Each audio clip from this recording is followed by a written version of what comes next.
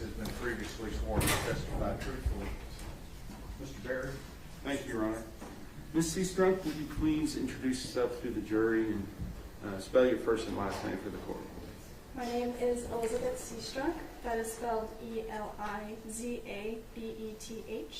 Last name Seastrunk. Pull that microphone a little bit closer to you.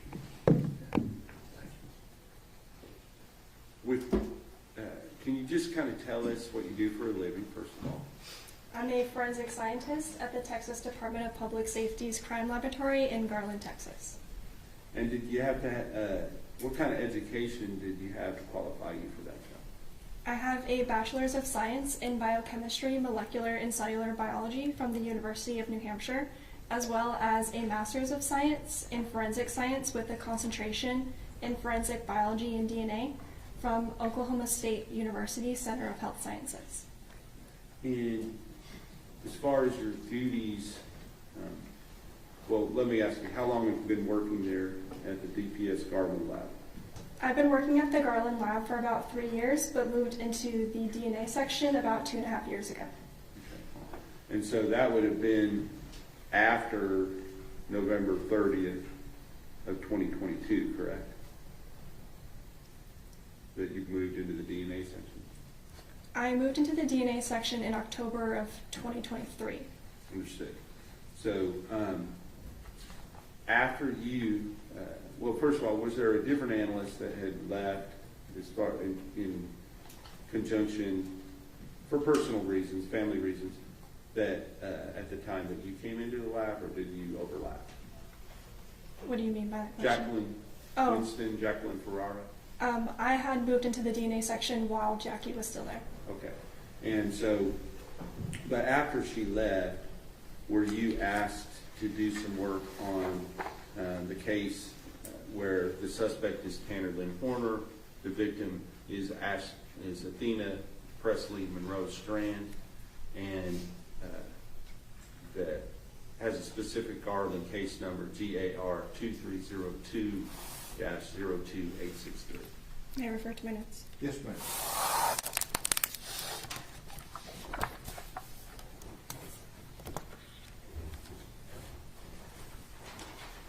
Yes. So at that time, what were your duties in the DNA lab? I'm trained and qualified in serological testing, so that includes testing evidence items for the presence of blood or any potential semen stains. I also collect trace evidence. I prepare samples for DNA analysis.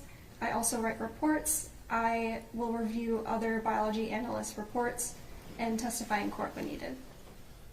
And were you asked to process certain samples related to this case as part of your duties?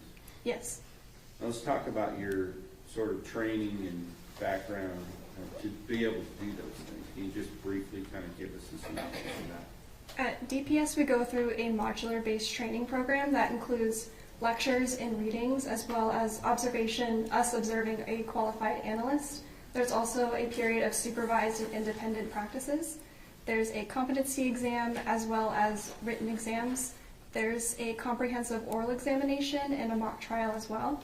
And we go through a period of supervised casework before we are authorized to perform independently. And then all that being completed by the time you were working on this case? Yes. Now, can you tell me a little bit about the specific samples that you were asked to deal with in this case? I was asked to deal with the samples that Jackie had previously cut out from the physical evidence items, or she had taken swabbings of those items. And there was a coin envelope that contained all of those samples, as well as the swabs that the agency had submitted that Jackie had previously tested and retained as well. And then what was your duties related to those items? I had prepared those samples for DNA, so I had cut my own portion of the stain into a label tube. And for the swabs, I had cut the entire cotton head portion off of the swab head and placed that into a label tube as well. And when you talk about a stain, What are you talking about?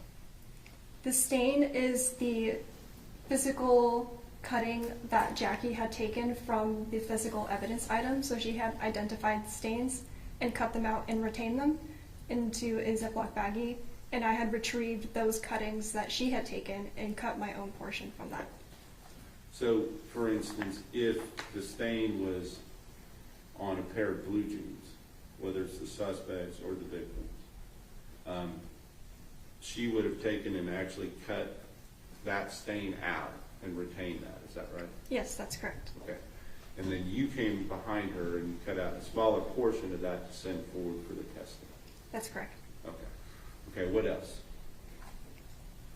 And I had cut the swabs that were retained. So I had cut the entire cotton head portion off of the swab stick and then retained the remainder of the swabs.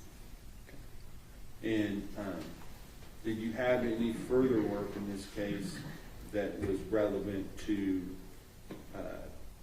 the actual results that came out in the final reports in September of 2025? No, my role was simply to cut the stains and place them into the label tubes for the DNA analyst. And did you follow all the proper protocols and procedures in doing that? I did, yes. Pass the witness. Cross-examination. No question, Your Honor. May this witness be excused subject to any potential recall? Yes, Your Honor. Yes, Your Honor. Thank you, ma'am.